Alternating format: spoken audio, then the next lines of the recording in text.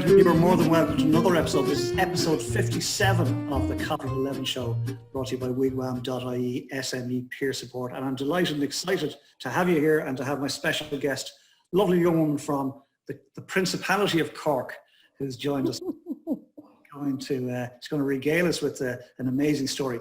Christine, you're very welcome. Will you try and show us your coffee mug or cup, please? Thank you very much. Cheers, everyone. Indeed, cheers to you, Christine, and lovely to have you here. Thank you for joining us this morning. Let me just tell you a little bit about the lady herself before I bring her in her own words. Her business, named Christine Duff, obviously, her business is Anchor Your Awareness. What does your business do? I'm a qualified life coach with Neuroscience. I enable people reach a more compelling alternative to the reality they are currently facing. How long established? Since March or April 2020, so it's brand new, but it's based on a lifetime of experience. COVID-19 enabled me to get stuck in thick and fast with website development and business mentoring from the amazing Amanda Delaney. We've had Amanda on the show, one of our favorites to date. Previous to this, she was managing a beauty salon, which will reopen in July, and I've indirectly been coaching for 14 years through that role. So I'm an established therapist in another form already. How many employees? Just me. And then Christine goes on to say, and this is where it gets really interesting. This is how Christine and I connected, because I heard her speak and I was absolutely blown away by her honesty. So, you know, folks, get ready for a wonderful trip today. Christine is a 30-year-old independent parent to a 10-year-old son and an 11-year-old daughter. She's extensive knowledge and experience to share around the life lessons she has been lucky enough to gain at such a young age, yet wise enough to share in a positive way with so many. The many toxic, abusive behaviors and patterns and mental manipulation from various people has enabled Christine to become curious rather than callous. That's a lovely phrase, curious rather than callous. Thank you. Her ability to change the most disastrous situation into a positive, including a lifelong illness which should have stopped her in her tracks physically. She continues to surprise even herself on a daily basis. She believes that in life we cannot let labels of any sort define us. They can help us identify important issues that may need to be addressed, but they do not define us. Her infectious, compassionate personality does not go unnoticed. True, it is through all her dissolved relationships she has learned the true power of her uniqueness and continues to share this skill through her love of coaching. And she goes on to say that her taste in music is intriguing, stretching from songs from the Carpenters or John Lennon, and at the same time gets stuck into an album from Eminem. And most importantly, she is a Disney fan. And Christine, I too am a Disney fan, absolutely love Disney, and you and I have touched on the fact that there are life lessons hidden Absolutely in their stories. So Christine Duff, you're more than welcome. Thank you for taking the time out today. Thank you so much. In your own words, over to you for the next few minutes. Bring us up through those early years. Great. So this is my first time here, Colm, so thank you very much for being able to do this opportunity. It's only my second time doing something like this, similar to talking, so I'm very grateful for the opportunity. So I'm 33, as Colm mentioned. I have two children. They're a part of me, but I wouldn't say being a mom is my full-time job. So that's very important as well, because often in life we can get caught up with labels, as I had mentioned. So being a parent is part of me, but it's not me. It does not define me.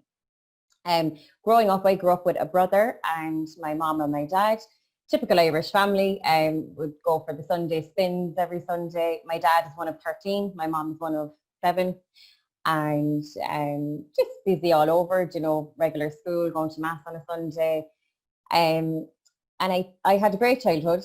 Mom would be the very, very compassionate, loving parent. Would, you know, if you tripped, she'd be straight in there with the cup of tea and the plaster. Or if you know, actually, one of my fondest memories is school. Mom would get up and go to work every morning at 7, and she would actually make she'd make breakfast for myself and my brother. She'd make us like toast and rashers and tea, and she just. I think I learned my compassion from my mom. She's a very, very caring person, and she would be my absolute idol. Absolutely adore her. She lost her own mother and her own sister to cancer when she was very, very young. So she took on the role of parenting her 9-year-old sister, as well as helping with her father and the rest of the house. So she didn't allow that to harden her. So I think that's where I get my abilities. My dad then, I always describe him as another character because He wouldn't have the compassion that we'd say I would have got from my mom, but he is and was a very loving man in his own way. You know, he would provide the money, he would provide the security, he would, you know, his love language, we'd say, would be to make sure that, you know, you had enough money and you looked after yourself. And I found that when I got to teenage years, our relationship changed a little bit, as it would. You know, I was getting a little bit more into myself and finding who I was. And as quite a young child, Dad would always say to me, from a traditional sense, what he would have learned from his family is children should be seen and not heard. So I would have believed that that was acceptable. But as I was growing up, I thought, you know, well, no, if I have something to say, I'll say it. And that got me in trouble quite a lot, because if I had something to say, I would say it. And Dad would then continue on with, oh, you should be a solicitor. You have an answer for everything. So it was quite funny. But overall, I mean, you know, growing up, I still say I'm young. I'm only 33, but I suppose going to teenage years, that is where my exploration around relationships, as it does. You know, you went from an all-girls school into a mixed school. So I always remember my first day of secondary school, sitting next to a guy and just this smell, and I didn't know what it was, and it was Lynx. And I didn't know what Lynx was, and I just remember kind of going, and he had like facial hair. And I mean, I was only 12. I was looking at this guy, and I have a brother and I have a dad, but it was still so unusual to be sitting next to a male creature, as I thought. So then, you know, obviously you're developing, you're learning, you're figuring out who and what you're attracted to. And I suppose early memories of boyfriends then would be going back to being a compassionate person. I would describe myself as a compassionate person. But now, with the lessons I've learned, I said in an earlier talk on Amanda Delaney's We Can We Will, I learned my lessons in a very dysfunctional way, because I learned that I would have attracted and allowed men into my life that would have actually needed me more than I needed them.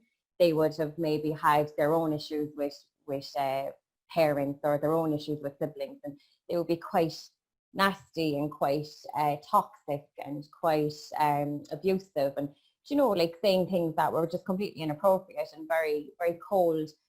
And because I didn't have much of an example to learn or lead by, I mean, my dad was and still is a man of very little words. So I couldn't compare. I couldn't say, oh, you know, this is normal. I accepted it. So a lot of the relationships I would have been in with partners over the years, it would have been, you know, there would have been a lot of shouting. There could be like no talking at all, blanking. If something went wrong, it was my fault, you know, and so on. But in each of those situations, now at times I would have given as good as I got and not got a response. And I learned that as well, that, you know, the more reactive you are with someone, the less responsive you're still going to get from them. So it enabled me to become quite curious, because I started wondering, like, what's going on in their head? Like, what is going on to make that person say that or do that? And then that led me on to, well, obviously I had children quite young, so the experience I had even with the partners, with my children's fathers, they were all life lessons, and I am very grateful and very thankful that I didn't end up marrying either of those fathers, because I would have been miserable. And I know that. Like, it doesn't mean there's anything wrong with the person, it just means we're not well matched. And I do believe that is a very, very important thing to learn in life, that even right back as far as childhood, if you're in a group of friends or you're in a situation with a group of people and it's not feeling right, and you know there's a discrepancy, it's okay to walk away. I know that now, but I also know from being a beautician that a lot of my older clients would have stayed in abusive relationships. They would be in relationships where they might have raised the children and then separated or divorced at 60 and realized, oh, basically I had a shite life, like what am I doing now, you know? So I know in the bio column I had written down about the independent parent, which is a term I only learned recently as well. So I would also add to it, I would describe myself as a successfully solo parent, because it is possible. And I do believe it's healthier for my children to be in a home with one happy, content, successful parent, as opposed to toxic, abusive parents that are just being past remarkable and negative and not showing kindness and looking after each other. That's not healthy. Fool of us. Thank you. Christine, it's lovely. It's lovely, lovely, lovely, lovely introduction. And straight away, you know, you got real. That's the whole thing that Coffee at 11 has become. It's the real people coming in and being real. So thank you for being real. And thank the audience, by the way, for allowing this evolve. You know, it's become a lovely forum and format. Pleasure having you on. And when I heard you're talking Amanda today, I said, right, we need to listen to Christine. And a couple of things, if I may. I loved the description. Well, I loved all of it. I love the fact, you know, you've introduced us to your parents. We can see the two characters. We'd be aware in our own lives of those two characters, not necessarily our mums and dads. Loved the fact that you used the word love language. Your dad's love language was provide for the family. And he was doing his thing and loving you all. It's great. Loved the description of the teen with the hair and the stink of links. we all know that one. Bless him, male creature, great word, male creature. And then you got very honest about your curiosity and you allowed wrong behavior, and it took you a while to figure out that it was wrong behavior, and then you got curious. So it's a lovely journey for us to listen to, challenging journey for you to go through, but straight away I think everybody would agree with me, it seems to have formed you, and you're very well formed. Thank you. So it's lovely. Okay, so move on now. Move on into your work life, if you wouldn't mind. Was there college, perhaps not with young children? So when I was 7 years old, I decided I was going to be a beautician. That was it. There was nothing else. It was either a beautician or a vet. And then I decided with the vet, I will be a veterinary assistant because I didn't have the heart to actually cut animals open. And I remember the first movie I ever watched was The Fox and the Hound. And I absolutely bawled my eyes out for about 4 days after watching it. And then followed by Free Willy, I couldn't. So I decided at 7, I'm not going to be doing that. I'll work with people because I don't have to put them down. So. I saw you there. I don't have to put them down. Want to. Go on. Yeah. So I completed secondary school, and even my leaving cert, I just knew I was like, I'm going to do beauty. So I had applied in a college in Cork, the Cork College of Commerce. It was a 2-year beauty course. So I did that, and before I did it, I decided I wanted to drive. So I was very fortunate. Again, Dad, I belonged to Dad. He presented me with a car for my 18th birthday, and he said if he was giving me a car, I had to tax and insure it myself. So I worked in a part-time shop while I was doing that, which was great. So I worked in a lovely little newsagent, absolutely adored that, and I was in college. So that was for 2 years, and then I was very fortunate. I got a job in a beauty salon in a shopping centre in Cork, Wilton Shopping Centre, and I was there for 11 years, and then the employer decided she was going to move premises, so we moved not very far. It was down the road, where we spent 2 more years, and we had all our clients. I had a lovely clientele built up. Then that lady had retired and made us redundant, and that all happened very suddenly. And when that happened, the owner of the building where the premises was being rented, he approached me and he said, look, I can see the footfall, I can see how busy it is. If I reopened a salon, would you run it for me? And there was myself and one other girl, and she knew someone else that was also a qualified therapist, and the 3 of us said, you know what? Yes. In the same week, I'd been offered a full-time position in another salon, and I said it to the girl. I said, look, I'm actually being offered this position, and her advice was, well, stay there because it seems like you know what you're doing, so go for it. So within 2 weeks, we had the salon back up and running. We had connected with our previous contractors for the orders that we use, and that was 4 years ago. And I don't ever feel like I'm going to work because it doesn't feel like work. I'm going in, I'm doing people's eyebrows, I'm chatting. It's all the people I've had for the last 11 years, and it's lovely. So I'm very fortunate with Mom and Dad. They are great with the kids. So anytime I needed them, Mom still works full time, and so does Dad, but she would change her hours and work to suit around me on my days, and then it's almost like shift work. She'd work the days that I'm at work, she'd be her days off. So when COVID-19 hit, Mom had just rearranged her hours previous to this, and it was great because it was like, grand, you do this days and I'd be off that day.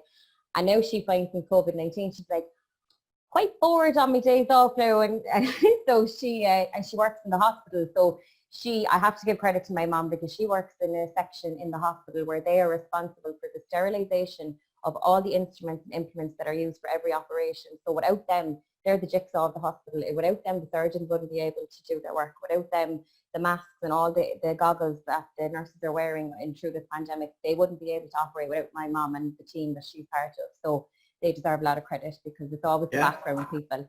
The Lisa started the Bula bus there, and rightly so. Let me just come back in for a second because this is lovely. Again, you've got a lovely way of bringing us into your story. I think all of us can see the characters and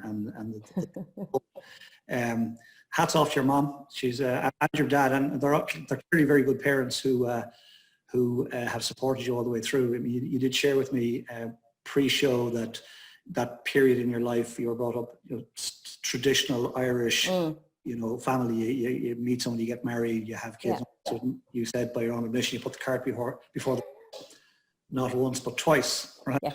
And yet they supported you through all that. So again, hats off to them because change can be difficult.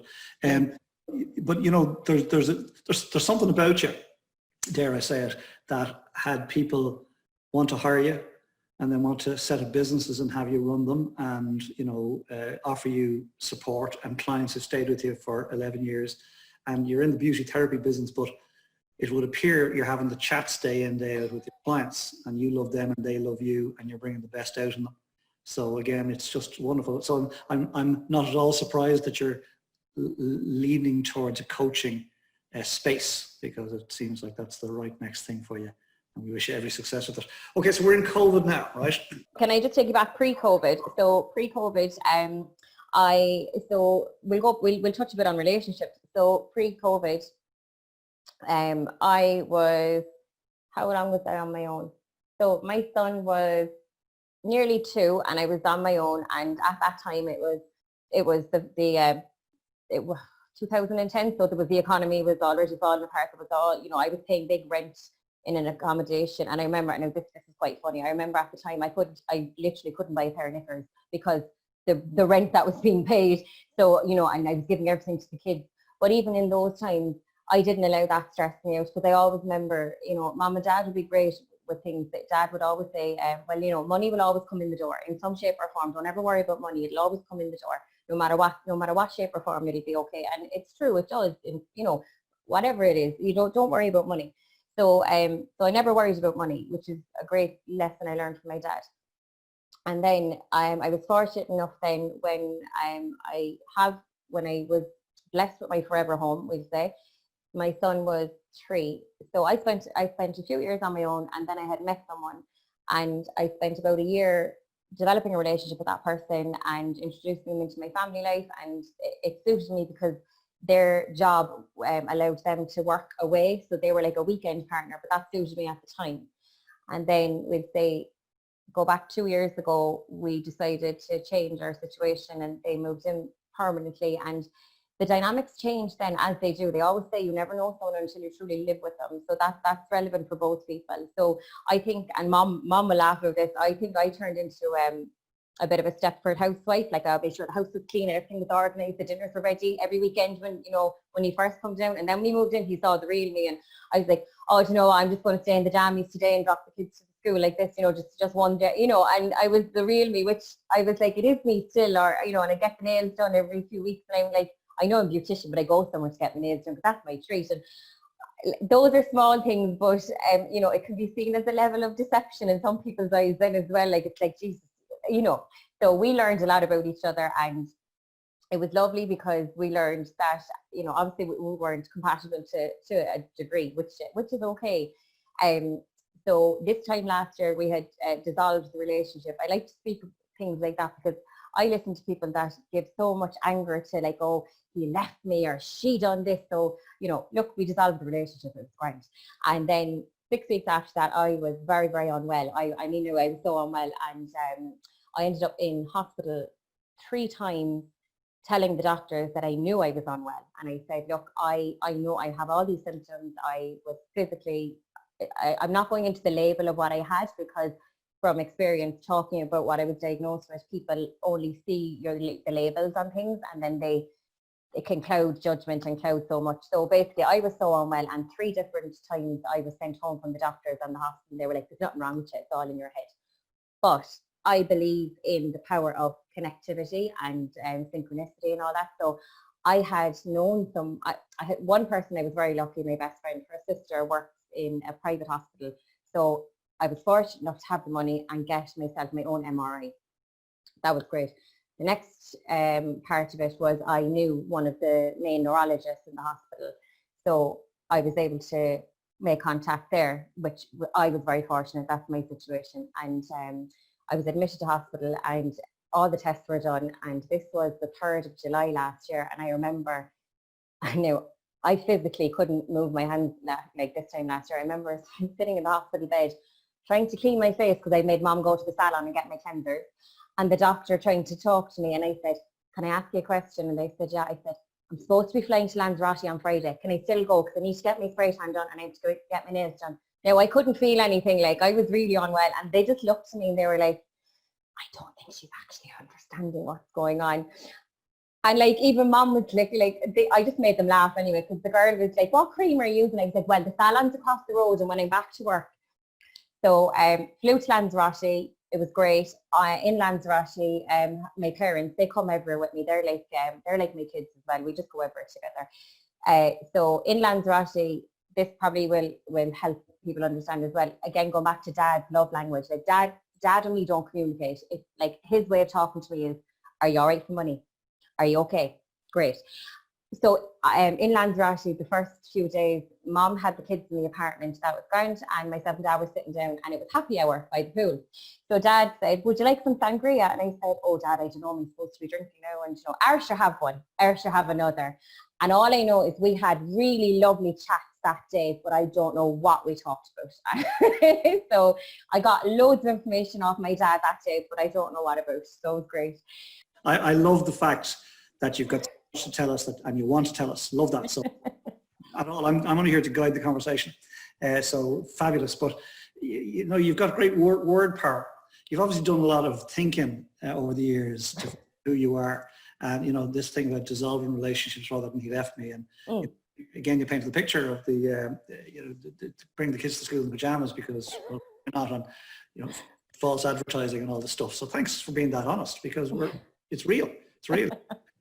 And I love the fact of watching the people rolling around laughing. You're in the hospital talking about cleanser and flying to Lanzarote at the weekend. Great stuff. So it's gorgeous. It's beautiful and it's very real. Thank you. Before we go into, because we don't want this thing to be all serious, it needn't be, right? And well done you on handling your illness situation. You're not going to label it, which is absolutely fine. So there's lots of people wishing you well with that. Thank you. And handle it you will. But as I said to you earlier, there's something special about you. There's a uniqueness about your view on life that's allowing all this to manifest, and you will help a lot of people. Will you talk to us about your love of Disney? And you've got a handful of quotes and anecdotes that you say, this character, that story teaches that. Can you talk to us about that for a second? Would you mind? Absolutely. I absolutely adore Disney, and as I said, like even any cartoons and movies from a very young age. My first 2 favorite films were, these aren't Disney by the way, it was All Dogs Go to Heaven and The Fox and the Hound, and it was the love of animals started there because I do love dogs. But Disney has enabled me to communicate very effectively for my kids and to teach them all about the importance of honesty, the importance of themselves.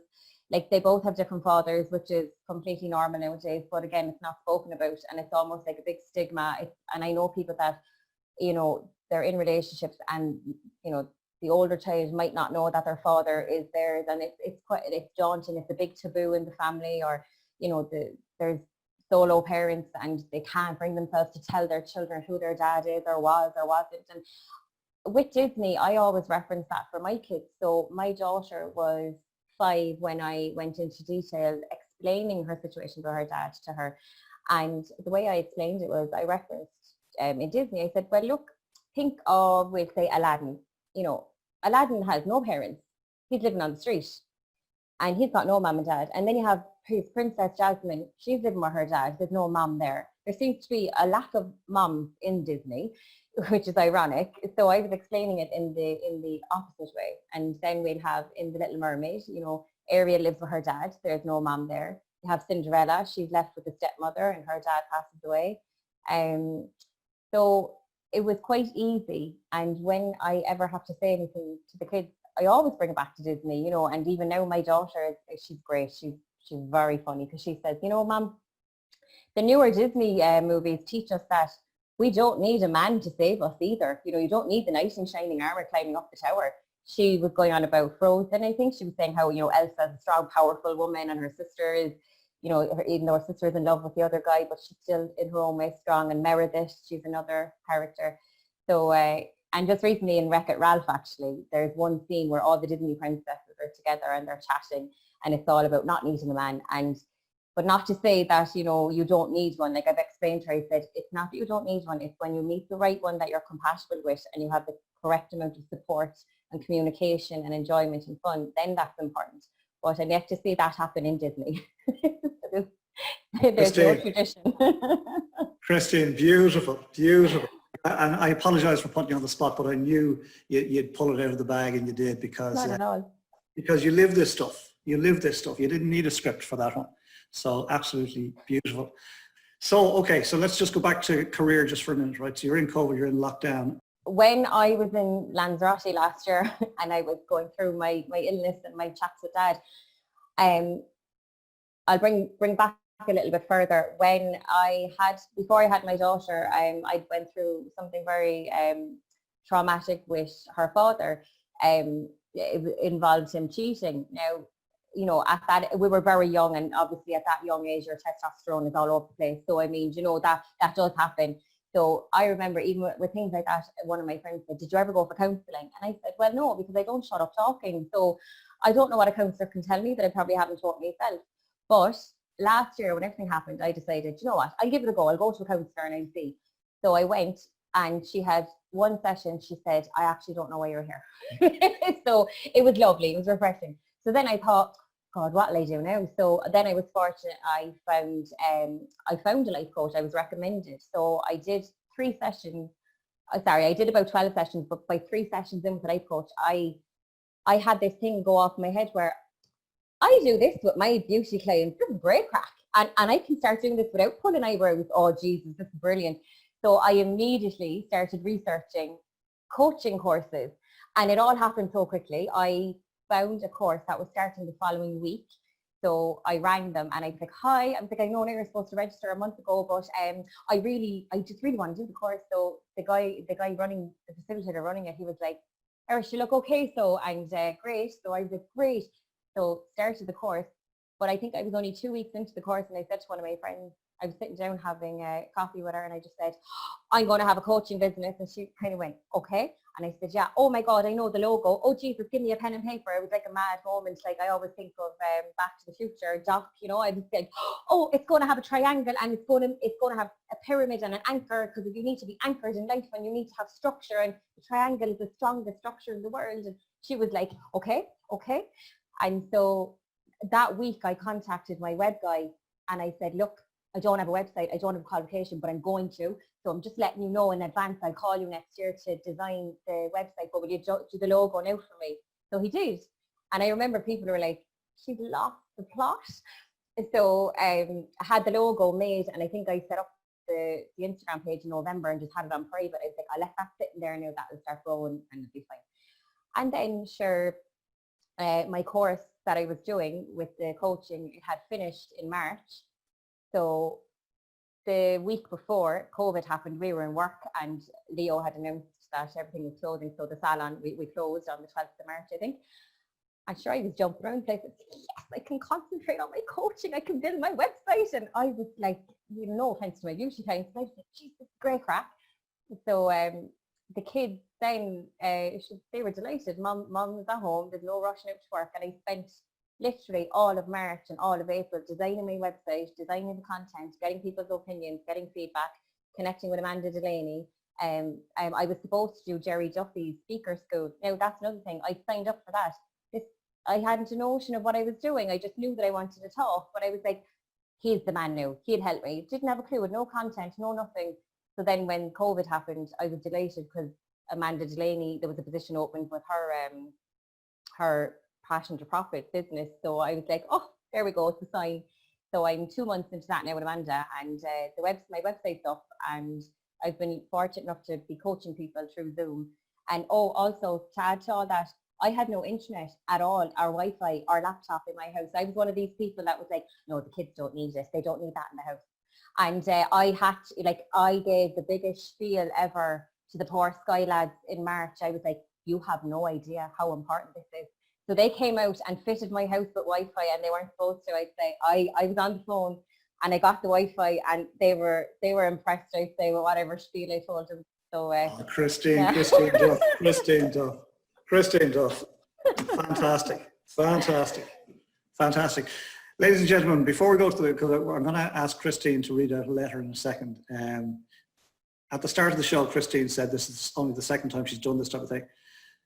She came on the show last week for Jerry Duffy in the audience, and at the very end of the show, she wanted to come in and make comment and couldn't. There was something going on with the internet, and we just couldn't get her in.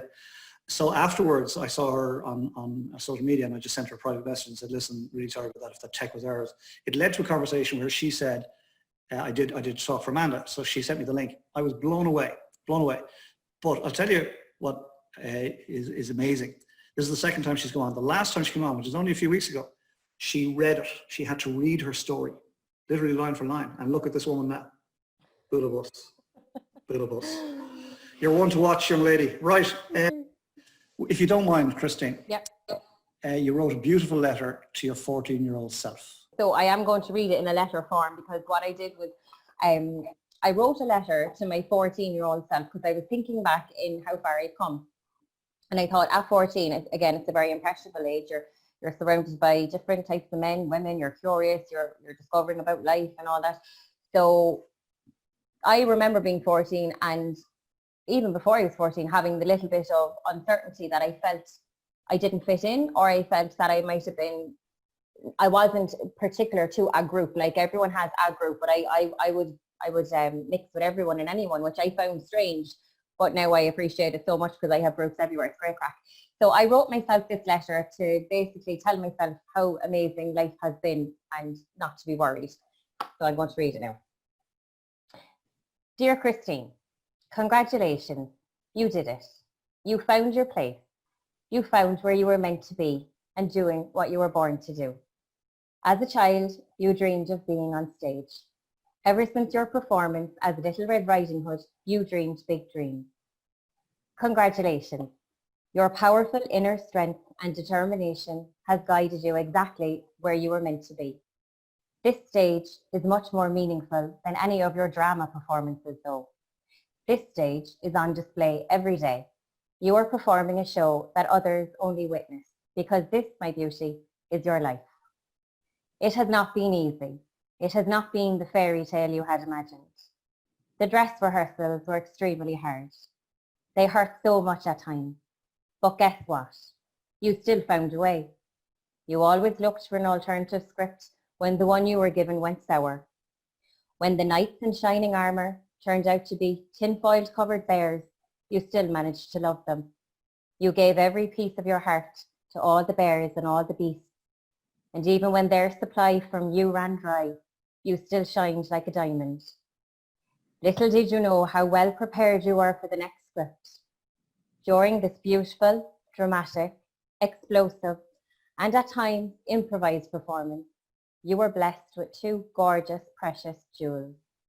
They are your children, and they bring more magic and memories and moments than you can ever imagine. Every day with them is supercalifragilisticexpialidocious. At times, life can feel like Dory in the big open sea. But like Dory, you just keep swimming. And like the genie said in Aladdin, today's special moments are tomorrow's memories. Another encounter with a masked and heavily wounded wolf set you up for your big break. When the hungry wolf was still hungry and needed to feed, you set him free. You danced on a dark black stage that slowly became extremely bright. It lit up one twinkle at a time while you embraced this new script. Yet again, showing your resilience, your strength, your determination, your love, and your level of self-compassion. You have no idea of the beauty, the radiance, the glow, and the light that you give. One final blast from an unexpected, silent villain that was hiding in the wings a lot longer than you knew, knocked you to the ground. This was an invisible black energy that tried to physically suck you dry of your sparkle. But even when you physically couldn't fight this dark, invisible force, you did something more magical. You made friends with it. You allowed it to sit within you, and within a short few weeks, your light quickly dimmed that shadow. You see, Christine, you're a rare, precious jewel. You have your own unique colour and your own unique light. One of the most powerful things to remember is no is a full sentence. No thank you adds some kindness though. I want you to maintain your sparkle, build your protection skills, and know that you are beautiful just as you are, and you're going exactly where you're supposed to go.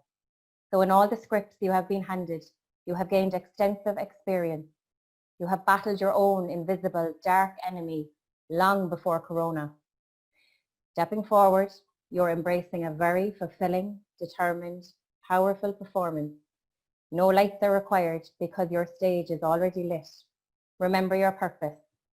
You are not here to feed any wolves. You are teaching the wolves to love themselves enough to want to feed together. Thank you for listening. No words, no words.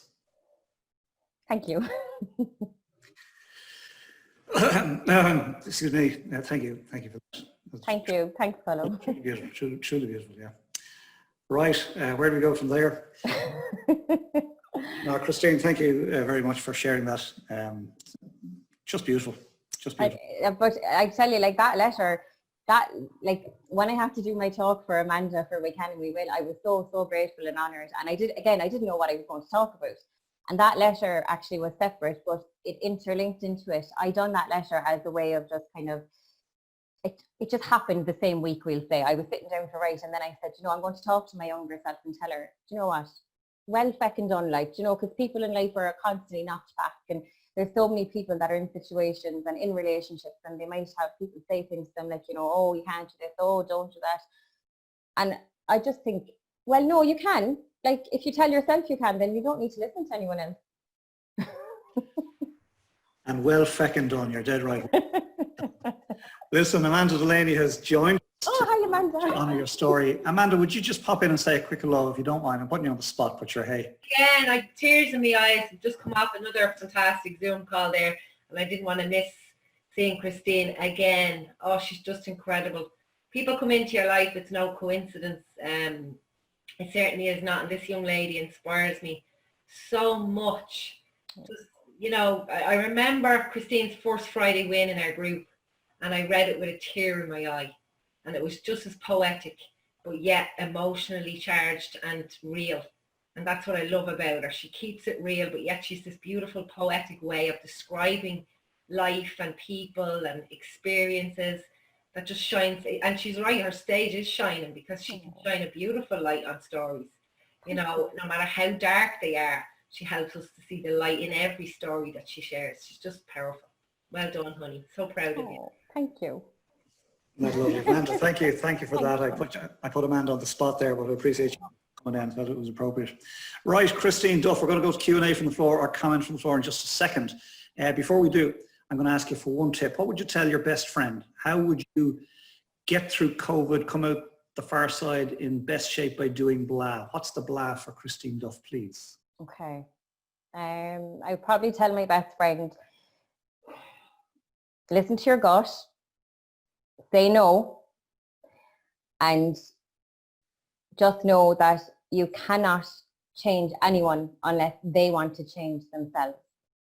Succinct and beautiful. Thank you very much. Thank you very much indeed. I love the fact, by the way, that no is a full sentence. Yeah. Right. Nice one.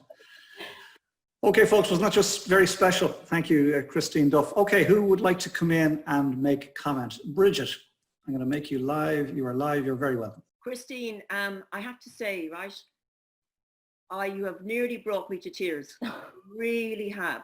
I am so deeply touched and moved by your courage, your bravery, your intellect, your honesty, your calmness, your positivity.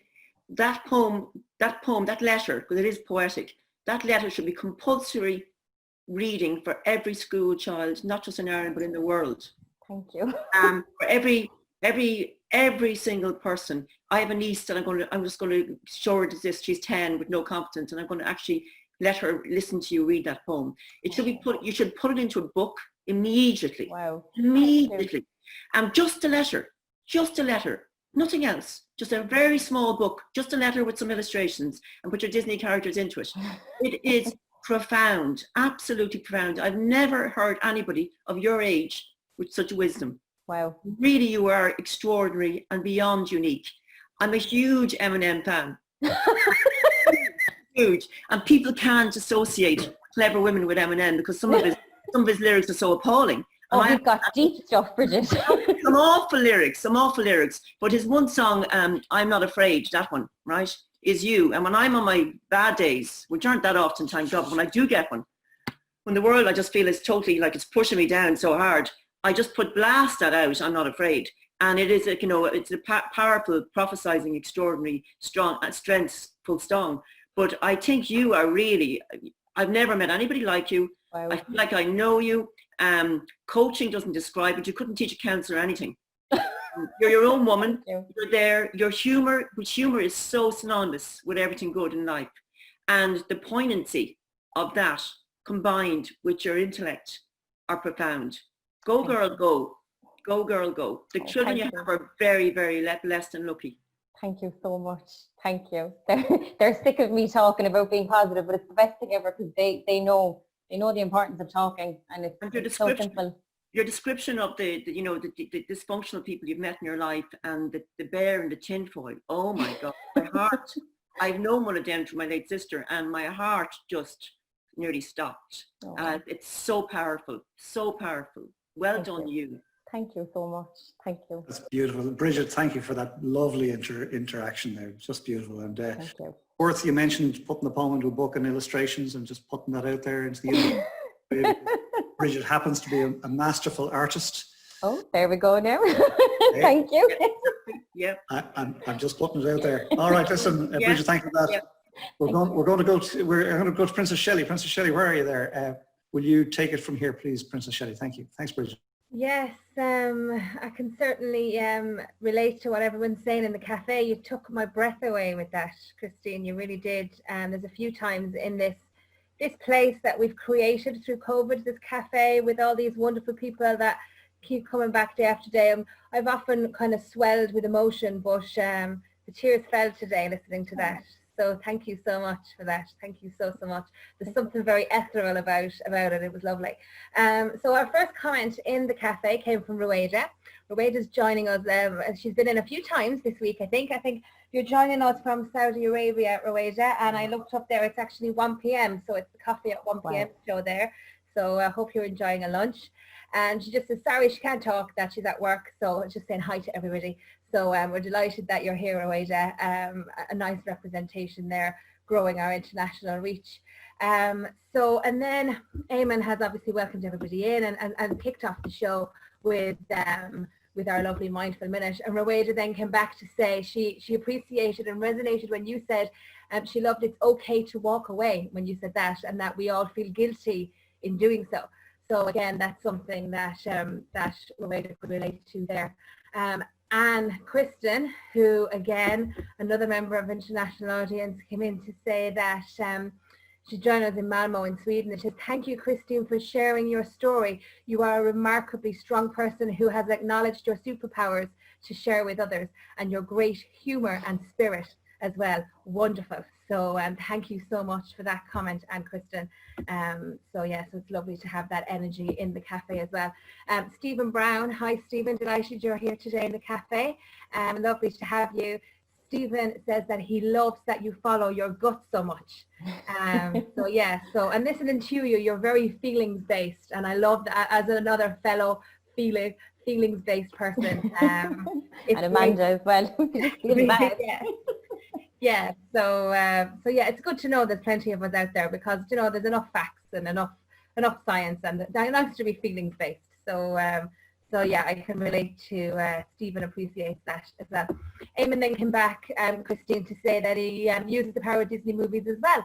They were and still are a great tool to help communicate and convey powerful messages and open, heartfelt conversations with my 4 daughters and my son on our journey at a time when we are seeing each other with a challenge. Very powerful. Love Disney. So thank you very much for that, Eamon. That's lovely. And again, he just agreed with what Bridget said, to publish that letter. It really was beautiful and resonates, and thank you so much for sharing. And Sandra Schmidt, who is here again, thank you for being here, Sandra, in our cafe. Sandra says, so inspirational, Christine. Thank you so much for sharing. So thanks for your comment, and thanks everybody for your comments. It's the comments and the interaction in the cafe and the energy today. I mean, somehow we always manage to have these conversations where they feel very real and very personal, and I feel love in the room, and there's love in the room today. You're just so personable and so warm and so endearing in every possible way. So thank you for being here, and I'm going to hand you back over to our wonderful host, Colm. Thank you, Christine. Thank you so much. Wow. Shelley, thank you for that lovely section. I enjoy that section every day on the show, but today for some reason it's particularly poignant. When you were reading that letter out to your 14-year-old self, we were all on mute, but you could have heard a pin drop. If we were in a real life, you could. That was the feedback as well. I was very I went, when I did the first talk 2 weeks ago in Amanda's We Can and We Will, and the camera went to me then at the end. I just remember Amanda and Ian's face went. So it was it's rewarding, because I mean when I wrote that letter, I think I cried 3 times reading it back to myself, because I was so proud. I was like, you know, I have achieved a lot, and I know I have, and each person that I've met in my life that would pass the comment or pass the remark or insult or try to bring me down, they actually fueled me more. They made me realize, well, hang on a second, you know, I can do this if I want. I can. And then meeting someone like Amanda that puts the horse before the cart, I was like, yes, there's another lunatic like me out there. So it was great. I love it. You're in good company. You're in good company, that's for sure. It's been an absolute joy having you in the cafe this morning. And as Bridget said, go girl, go. You keep going, right? You keep going, because you're and the world needs you. Listen, it has been a pleasure having you in the cafe. Steve came in with the lovely comments there, and that is a lovely segue for me to tell you all that Stephen Brown is my guest in the cafe tomorrow, and I'm so excited. But let me tell you about this man, right? First time I met him, talk about touchy-feely, he says, take off your shoes there. What? Hold my hand. What? Step onto this sheet, which is covered in 6 feet of shattered broken glass, and wow. In your bare feet. Right? Stephen is an unbelievable individual. He's a master firewalker. Wow. And he had us do some phenomenal stuff, all about overcoming. That's my interpretation of what this man does. So please, if you've got time tomorrow, make the time tomorrow, come in and honor Stephen and his wonderful, amazing story. Master firewalker in the cafe tomorrow. Stephen, delighted to have you here and looking forward to the chat tomorrow. I want to thank the team as ever, Princess Shelley, for producing today's show. Yes, we get the heart. I want to thank Eamon Smith, the monk, for keeping us all safe and well and giving us that beautiful mindful moment at the start of the show. And of course, in advance for Katrina O'Brien, who's our rock, who makes this all beautiful for social media tonight. So thank you for that, Katrina. I want to thank wigwam.ie for their ongoing support. And finally, to close the show, as I always do, Christine Duff. Namaste. Thank you. Thank you so much. Thank you, everyone. I really enjoyed that, Colm. Thank you.